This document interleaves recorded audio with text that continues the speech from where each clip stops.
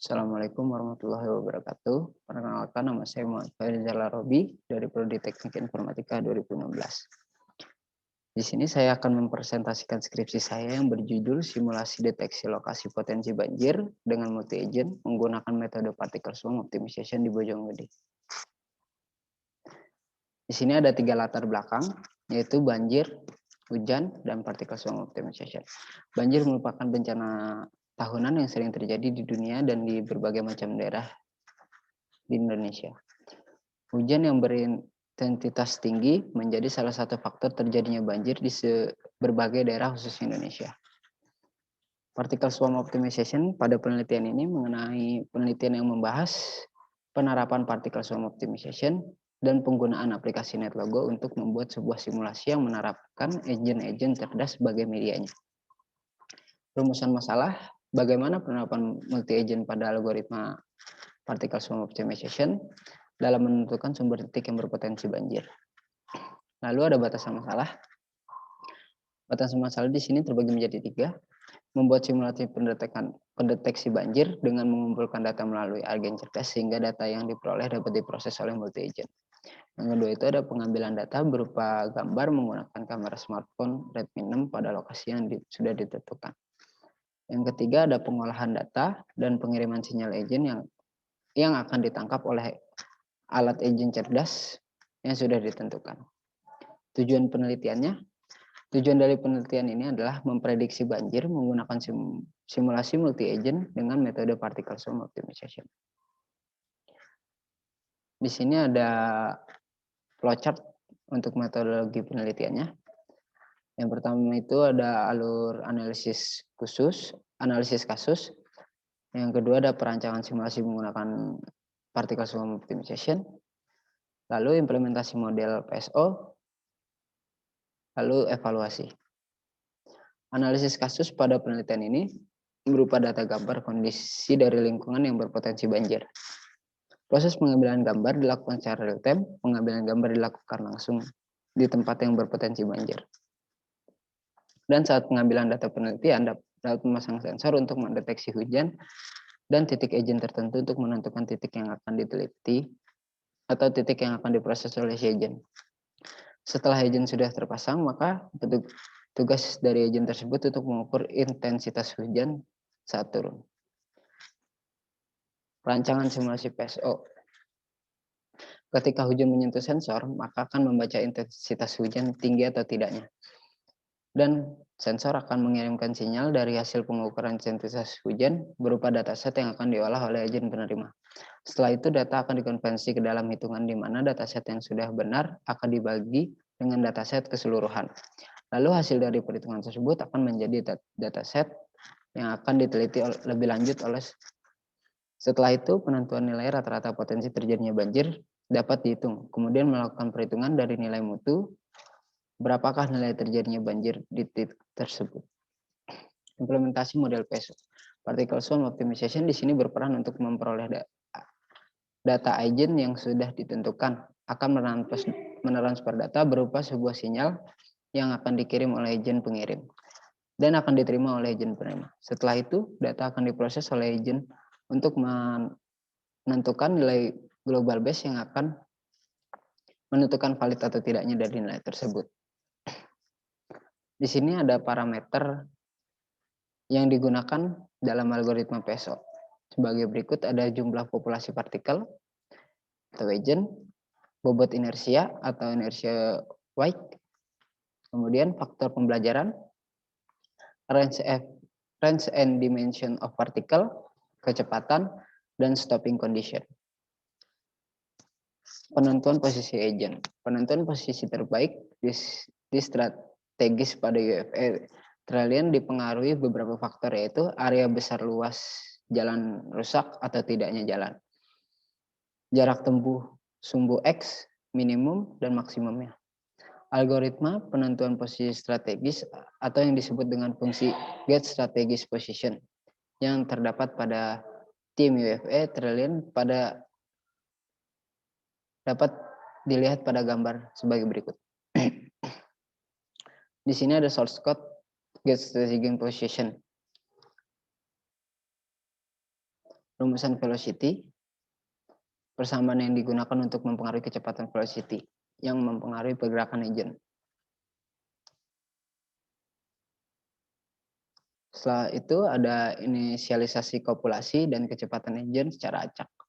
Menentukan nilai update personal base dan global base. Masing-masing agent memiliki sifat personal base dan global base yang menghasilkan nilai terbaik. Nilai terbaik tersebut merupakan nilai titik terdekat dari sumber yang akan berpotensi banjir. Ketika agent menentukan titik sumber, maka agent lainnya akan mengikuti ke titik sumber tersebut, walaupun dari titik posisi yang jauh. Hal tersebut karena adanya daya tarik dari hasil nilai global base yang mencapai nilai terbaiknya. Di sini ada nilai iterasi.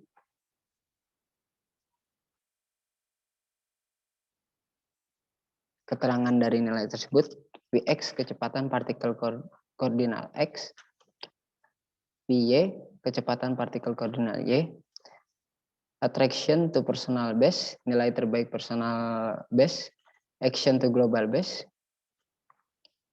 nilai terbaik global base. Itu keseluruhan. Di situ distraction atau daya tarik. Dx itu titik posisi X, dy titik posisi Y. Random plot 1.0 parameter acak 1 sampai 0. Setelah perhitungan nilai terbaik dari masing-masing personal base dan global base, dilakukan pengecekan untuk memastikan semua agent atau partikel menuju satu titik sumber titik yang berpotensi banjir. Jika belum menemukan perhitungan personal base dan global base, maka sampai semua partikel menuju titik sumber potensi banjir. Evaluasi dilakukan dengan 2 tahap proses, yaitu verifikasi dan validasi model. Verifikasi dilakukan untuk memastikan bahwa program komputer sudah berjalan sesuai konseptual model. Uji verifikasi dilakukan dengan uji skenario dan melakukan uji sintetis data.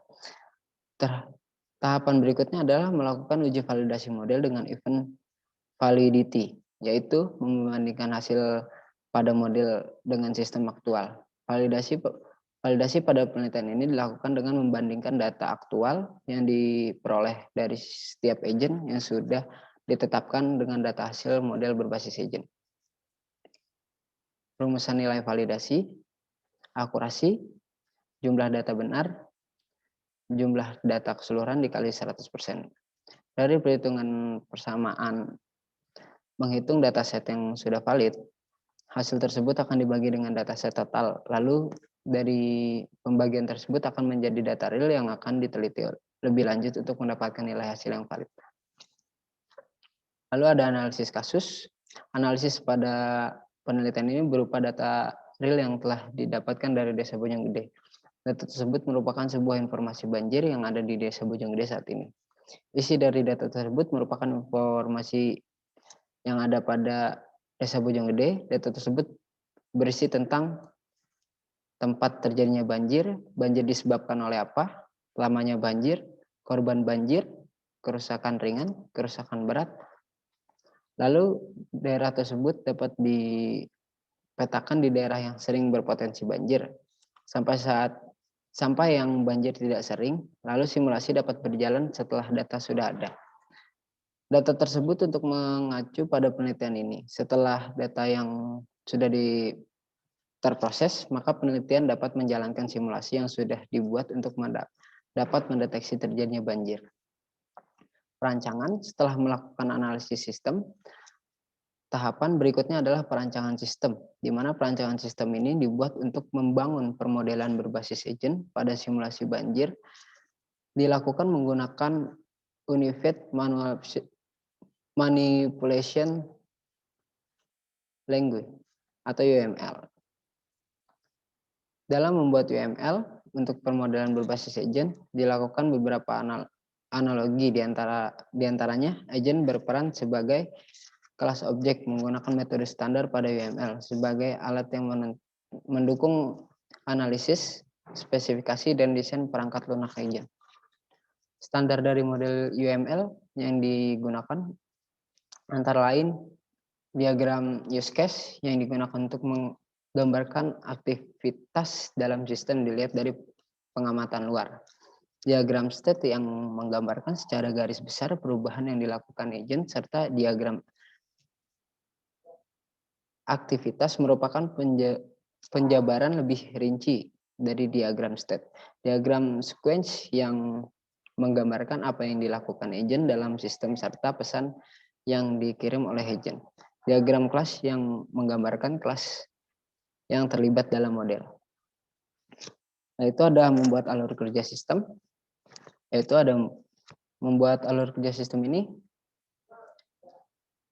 menggunakan sebuah simulasi untuk mengetahui jalannya sebuah kerja sistem yang akan diterapkan pada sensor. Cara kerja sistem tersebut sebagai berikut. Ketika air hujan atau banjir mengenai sensor prediksi, maka sensor prediksi tersebut akan mengirimkan sinyal pada agent yang ada di sekitar. Setelah agent di sekitar mendapatkan sebuah sinyal warning, maka agent tersebut akan mencari titik warning tersebut untuk menghitung langkah dari agent yang sudah mendapatkan sinyal warning tersebut, mendapatkan base value. Jika base value menyentuh angka 1, maka bisa disebut daerah yang disimulasikan terdampak banjir. Implementasi model particle swarm optimization di sini berperan untuk memperoleh data agent yang sudah ditentukan, akan mentransfer data yang berupa sebuah sinyal yang akan dikirim oleh agent pengirim dan akan diterima dengan agent penerima. Setelah itu, data akan diproses oleh agent untuk menentukan nilai global yang akan menentukan valid atau tidaknya dari nilai tersebut. Setelah menerima data yang telah diproses, jika nilai menentukan global base-nya 1, maka di daerah tersebut sedang terjadi banjir. Jika nilai kurang dari 1, maka di daerah tersebut tidak terjadi banjir. Di sini ada contoh aplikasi yang sudah dijalankan. Bisa dilihat dari base value font-nya, di situ terdapat nilai 1. Maka di daerah tersebut sedang ada terjadinya banjir.